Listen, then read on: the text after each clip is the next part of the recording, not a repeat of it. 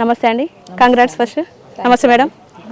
మొత్తానికైతే మీరు ఏ విధంగానైతే పబ్లిక్ చెప్పారో ఖచ్చితంగా గెలుస్తా, ఎంత పెద్ద లీడర్ అయితేంది, నన్ను చిన్నపిల్లని అనుకుంటున్నారా, నేను ఖచ్చితంగా గెలిచి తీరుస్తా అన్నారు. ఖచ్చితంగా మాట నెగ్గించుకున్నారు. ఇప్పుడు అంటే గత 15 నెలలు అవుతుంది కదా ప్రభుత్వం వచ్చి, ఎట్లా ఉంది ఇక్కడ ఈ నియోజకవర్గంలో? మంచిగా ఉందండి. ఆ రోజు పాలకుర్తి ప్రజలు మాపై నమ్మకం ఉండి గెలిపించినారు. ఆ నమ్మకాన్ని పోగొట్టుకోకుండా నేను కూడా ఎప్పుడు ఇక్కడ డెవలప్మెంటల్ వర్క్స్ ఏం చేయాలి, అట్లనే అన్నీ ఎట్లా కోఆర్డినేట్ చేసుకోవాలన్నది చూసుకుంటూ నేను కూడా ముందుకెళ్తున్నా. పాలకుర్తి ప్రజలు మంచోళ్ళు. ఓకే, అంటే చాలా సీనియర్ నేత బీఆర్ఎస్ నాయకుడు ఎర్రబెల్లి దయాకర్ రావు మాజీ మంత్రిగా అంటే చాలా పనులు చేశారు, ఇచ్చిన మాట నెగ్గించుకుంటారు అనేది కూడా ఒక వినికుడి ఉంది. అయినప్పటికీ కూడా మీరు ఒక ఎన్ఆర్ఐగా గత కొన్ని సంవత్సరాల నుంచి ఇక్కడ పాలకుర్తి ప్రజలకు తనను ముందుంచి కూడా అనేక సేవా కార్యక్రమాలు చేశారు. తనకు పోటీగా నిలబడడానికి ప్రధాన కారణాలు ఏంటి? అది మా అత్తమ్మని అడగండి, చెప్తారు. ఎవరు ఎంత పెద్దవాళ్ళు అన్నారు కాదు, నేను ఆ రోజు చెప్పినా ఇప్పుడు కూడా చెప్తున్నా. ప్రజలు తలుచుకుంటే అప్పుడు ఊకే అడుగుతుండే నన్ను, బిఫోర్ ఎలక్షన్స్ ఊకే అడుగుతుండే, అంత కొండను ఎట్లా ఢీకొంటారు అంటే ఒక్కటే చెప్పిన, కొండైనా బండైనా ప్రజలు తలుచుకుంటే అది పగలాల్సిందే అని చెప్పిన. ఎవరైనా అంతే, ప్రజలకి ఏదో మనకు పాలిటిక్స్లోకి వచ్చిన మన ఎమ్మెల్యేనో మినిస్టర్ ఆయన మన 2 కొమ్మలు వచ్చిన ఎవరు కూడా అనుకోరు కూడా.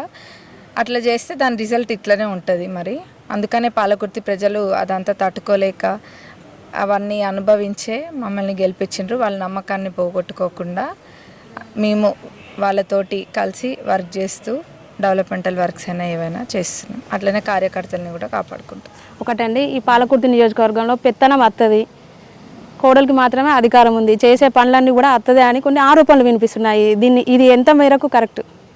నేను దాని గురించి ఎక్కువ మాట్లాడదలుచుకోలే. ఎందుకంటే పని పాట లేనోళ్ళు, ముచ్చట్లు పెట్టుకునేటోళ్ళు చాలామంది ఉంటారు. వాళ్ళకి ఏం పని ఉండదు కాబట్టి మరి ఏం మాట్లాడుకోవాలో అర్థం కాకుండా ఇవన్నీ కూడా మాట్లాడతారు. అట్లా ఉంటే మేము అసలు మాట కోసం నేను ఎందుకు వస్తా? ఇవాళ రేపు ఎంతమంది కోడళ్ళు మాట వింటుండ్రు? రాను కదా. ఫస్ట్ మేము ఏదైనా కలిసి చేసుకుంటాము. ఇది నాకన్నా ముందు మా అత్తమ్మ వచ్చినారు కాబట్టి రిలేషన్ అనేది ఉంటుంది. తను చేసేది తను చేస్తున్నారు, నేను చేసేది నేను. డెవలప్మెంటల్ వర్క్స్ అఫీషియల్ అన్నీ కూడా నేను ఎక్కడ కూడా వెనక్కి పోకుండా నేను అన్నీ దగ్గరుండి ఇది చేసుకుంటా. అండ్ ఆ పార్టీ వాళ్ళవి కూడా చూసుకుంటున్నాం. మా అత్తమ్మ చేసే కోఆర్డినేషన్ వర్క్ పార్టీది తను కూడా చూసుకుంటారు.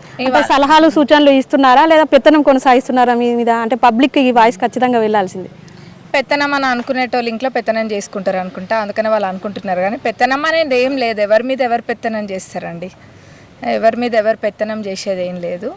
అట్లా నా మీద కూడా పెత్తనం అనేది ఏం లేదు. నేనేమి చిన్నపిల్లని కాదు కదా, నా మీద పెత్తనం అనేది లేదు. మేము కలిసి చేసుకుంటాం. ఒకటి సంతోషించదగిన విషయం ఏంటంటే చాలా చిన్న ఏజ్లో ఒక మహిళ ఎమ్మెల్యే కావడం చాలా గర్వించదగిన విషయము.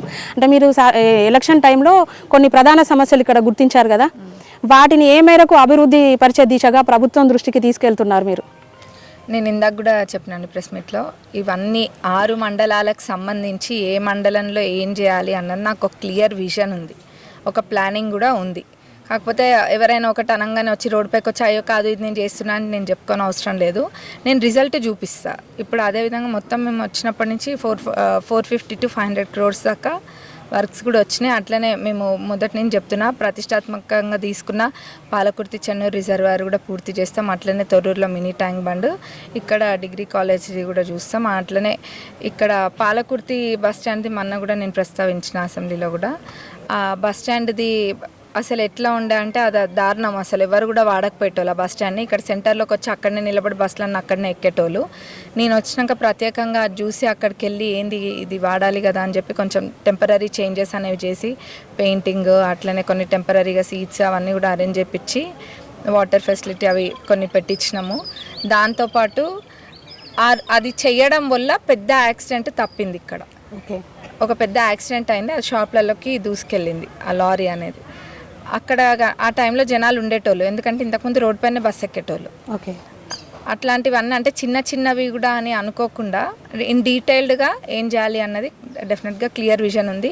అక్కడ నేను ఇప్పుడు అన్న బస్ స్టాండ్ కూడా అదంతా కాంపౌండ్ వాళ్ళు సీసీ అంతా ఇంకా ఎక్కువ యూజ్ వచ్చే విధంగా కూడా చేంజ్ చేస్తాం. ఇది అంటే ఇది ఒక్కటే కాదు, 100 bedded హాస్పిటల్ తొర్రూరులో అయినా, 50 bedded హాస్పిటల్ ఇక్కడ మా పాలకుర్తిలో అయినా, ఇంకా చెప్పుకుంటూ పోతే పెద్ద వంగర్లోకి వచ్చేసి రెంటెడ్ దాంట్లో ఉన్న గవర్నమెంట్ ఆఫీసెస్ అన్నీ కూడా ఓన్ బిల్డింగ్స్ ఇట్లా గవర్నమెంట్ బిల్డింగ్స్ చేయాలన్నదన్న అన్నీ ఒక క్లియర్ ప్లానింగ్ ఉంది మాకు. ఆ విధంగా నేను డెఫినెట్గా వెళ్తాను. ఓకే అండి, మీరు చెన్నూరు రిజర్వాయర్ గురించి మీరు మొదటి నుంచి దాన్ని ఆ అంశాన్ని కొంచెం ప్రధానంగా లేవనెత్తుతున్నారు కదా, అది ఖచ్చితంగా కంప్లీట్ చేస్తారా ఈ 5 ఏళ్ల కాలంలో? ఖచ్చితంగా కంప్లీట్ చేస్తాం.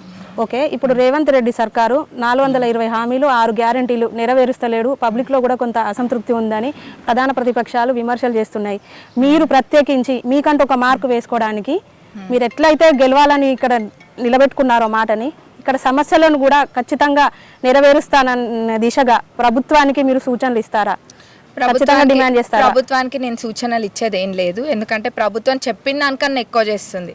ఇప్పుడు సన్న బియ్యం అనేది మీరు చూసిండ్రు మొన్న, ఎవరికి వచ్చిందంటే ఆలోచన ఎంతసేపు జనాలను మభ్యపెట్టి ఓట్ల విధంగా ఆలోచించిండ్రు జనాలంటే, కానీ ఏ ప్రభుత్వమైనా ఏది అవసరము అన్నది ఇంత డీటెయిల్డ్గా ఆలోచించిందా? అంటే ఇప్పుడు సన్న పంట అది వేసుకోండి, సన్న వడ్లు వేసుకుంటే దానికి 500 బోనస్ ఇస్తామని చెప్పి మళ్ళీ దాని ద్వారా వచ్చిన బియ్యము తీసుకొని మిల్లులలో ఒక కస్టమ్ మిల్లింగ్ చేయించి ఆ రైస్ని తీసుకొచ్చి మళ్ళీ ప్రజలకే ఇస్తుంది ప్రభుత్వం.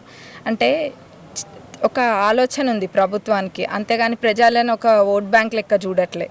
ప్రజలకు ఎట్లా సేవ చేయాలని మీరు చూడండి. ఫస్ట్ నుంచి అయినా మా గౌరవ ముఖ్యమంత్రి గారైనా, మా మంత్రులందరూ కూడా, ఉప ముఖ్యమంత్రి గారు కూడా, అట్లనే ఎమ్మెల్యేలను కూడా ఎక్కడ కూడా విశ్రాంతి లేకుండా ఎల్లప్పుడూ ప్రజలలో వండుకుంటూ ప్రజల సమస్యలు ఏంది అన్నది తెలుసుకుంటూనే చేస్తున్నాం. ఇప్పుడు యువ వికాస్ స్కీమ్ కూడా మీరు చూసినారు, అది ఎవరైనా ఎక్స్పెక్ట్ చేసిండ్రా యువ వికాస్ స్కీమ్ వస్తుందని? దీని ద్వారా యూత్ ఎంతమందికి బెనిఫిట్ అవుతుంది యువ వికాస్ స్కీమ్ అన్నది. ఇంద్రమ్మ ఇల్లు, వాళ్ళు అంతకుముందు డబల్ బెడ్రూమ్, అల్లుడు వస్తే ఏడుంటాడు, కోడలు వస్తే ఏడుంటుంది, గొర్రె నీడ కట్టేస్తామని చాలా ముచ్చట్లు చెప్పిండ్రు.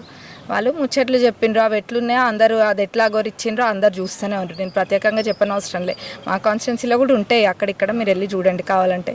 ఇంకా పెరికేడ్ ఉంది, అక్కడైతే ఇల్లు అన్నీ కూలగొట్టుకొని కట్టిస్తామని చెప్పిండ్రు. పాపం వాళ్ళు ఎటు కాకుండా ఆగమై ఉన్నారు. ఇంకా శాంక్షన్ లేకుండా అయితే కొన్ని చేపించేసిండ్రు. అంటే ఎట్లా చేసిండ్రు అన్నది కూడా ఆలోచన చేయాలి. ఇంకా ఎవరైనా నోరిప్పితే చాలు వాళ్ళని ఇబ్బంది పెట్టడమే. కానీ అవన్నీ కాకుండా కాంగ్రెస్ ప్రభుత్వంలో ఒక స్వేచ్ఛతోటి అందరూ కూడా ఉంటున్నారు. పాలకుర్తిలో అయితే అన్ని చోట్ల కూడా, ఉత్త పాలకుర్తి అని కాదు, కాంగ్రెస్ ప్రభుత్వం అంటేనే ఒక స్వేచ్ఛ, అది అందరిలో కూడా ఆ స్వేచ్ఛ అనేది కనిపిస్తుంది. అది ఒకటండి, అంటే గత 10 ఏళ్ళుగా బీఆర్ఎస్ పూర్తి చేయని ప్రాజెక్టులను ఈ 5 ఏళ్లలో మీరు పూర్తి చేస్తారన్న నమ్మకం ఉందా? ఆ విధంగా ప్రభుత్వం ఒత్తిడి తెస్తారా మీరు? నేను ఒత్తిడి తెచ్చేది నేను 100% తెస్తా, కానీ నేను ఒత్తిడి తెచ్చేదానికన్నా ముందు మా ప్రభుత్వం కూడా అదే విధంగా ఆలోచిస్తారు. ఒక్కటే చెప్తున్నారు, క్లియర్గా చెప్తున్నారు, తక్కువ డబ్బులతో ఎక్కువ ఐకట్టు వచ్చేవి, అంతేగాని కాళేశ్వరం లాగా 1,00,000 కోట్లలో ఏదో స్కామ్ చేద్దామన్న ఆలోచన అయితే ప్రభుత్వానికి లేదు. వాళ్ళు 1,00,000 కోట్లు ఖర్చు పెట్టి మరి ఏం చేసిండ్రు అనేది అది ప్రజలందరికీ కూడా తెలుసు. దాని గురించి కాళేశ్వరం గురించి నేను మేడిపండు లాంటి కాళేశ్వరం గురించి మళ్ళీ చెప్పనవసరం లేదు. తక్కువ ఖర్చుతోటి ఎక్కువ ఐకట్టు అంటే అక్కడనే మనకు అర్థమైపోతుంది కాంగ్రెస్ ప్రభుత్వం ఆలోచన ఎట్లుందనేది. ఓకే, అంటే ఇక్కడ పాలకుర్తిలో కూడా కొంతమంది యువతకు మీరు ఉపాధి కల్పించే దిశగా కొన్ని అంటే కంపెనీస్ అవి ఇవి పెడతా అన్నారు కదా, మీరు అంటే సొంతంగా అయినా ప్రభుత్వం నుంచి అయినా ఇది ప్రభుత్వం దృష్టికి తీసుకెళ్లారా? మీరు తీసుకెళ్ళాము ప్రభుత్వం దృష్టికి, మేము సొంతంగా చేసేవి కూడా తప్పకుండా చేస్తాం, ఏది వీలైతే తప్పకుండా. ఓకే, థ్యాంక్ యూ అండి. అట్లనే నేను కూడా నా శాలరీ కూడా డొనేట్ చేస్తా అని చెప్పిన, అదొక పర్పస్ ఉండే విధంగా చేయాలని అనుకున్నా, దానికి ఒకటి ఆలోచన చేసిన, అది కూడా అతి త్వరలో ఇప్పుడు నేను స్టార్ట్ చేస్తాను. నా శాలరీ దాన్ని స్టార్టింగ్ నుంచి ఉన్నవన్నీ కూడా కలిపి యూస్ఫుల్ అయ్యే విధంగా నేను నా శాలరీ డొనేట్ చేస్తాను, ఆ రోజు మాట ఇచ్చిన విధంగా. Okay, thank you. నమస్తే.